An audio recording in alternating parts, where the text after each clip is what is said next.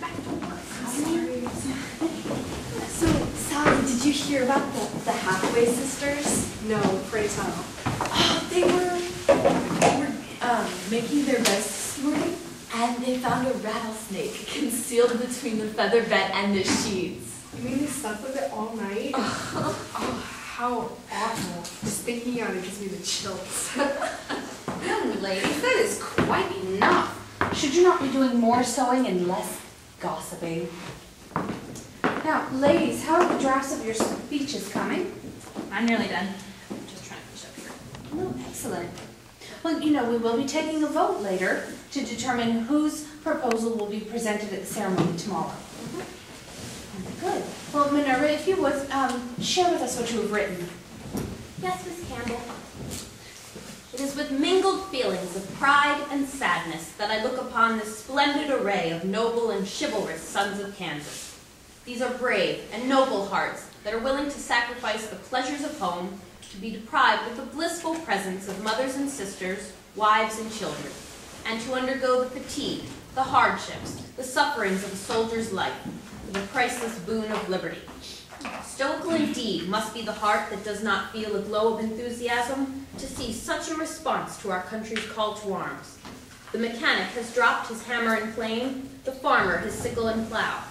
The lawyer no longer prepares a pleading for his client, and the minister has left his flock to another's care and prepares to do God's service, even on the battlefield.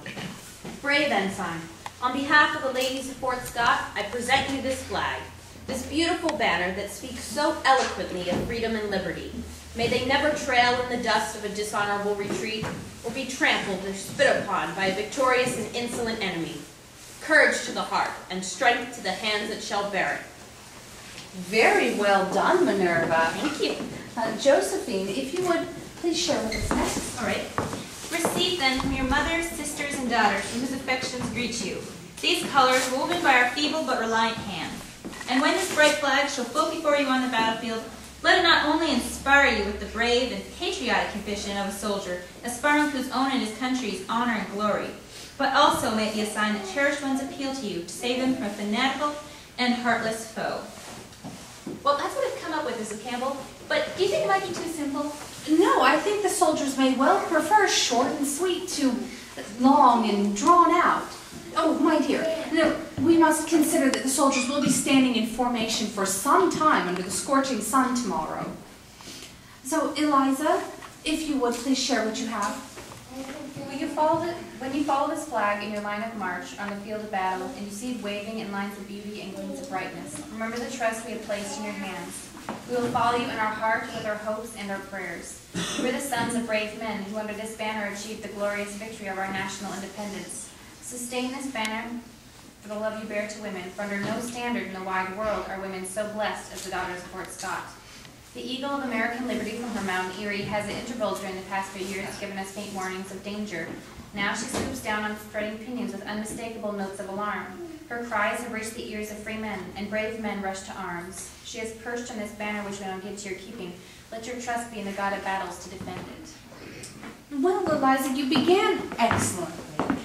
But it seems that there's something not quite right with the last portion. Perhaps you should reword it. Be mindful, ladies, that this flag will be presented tomorrow, and that we will be representing the town of Fort Scott.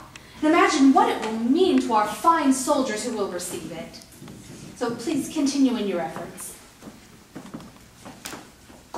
We possess the handsomest and finest flag, and it is admired by all.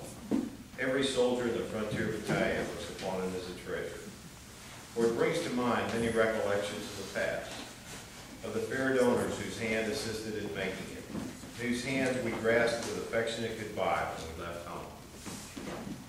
If we forsake or dishonor this flag, we may despair the spirit of Fort Scott and Bourbon County.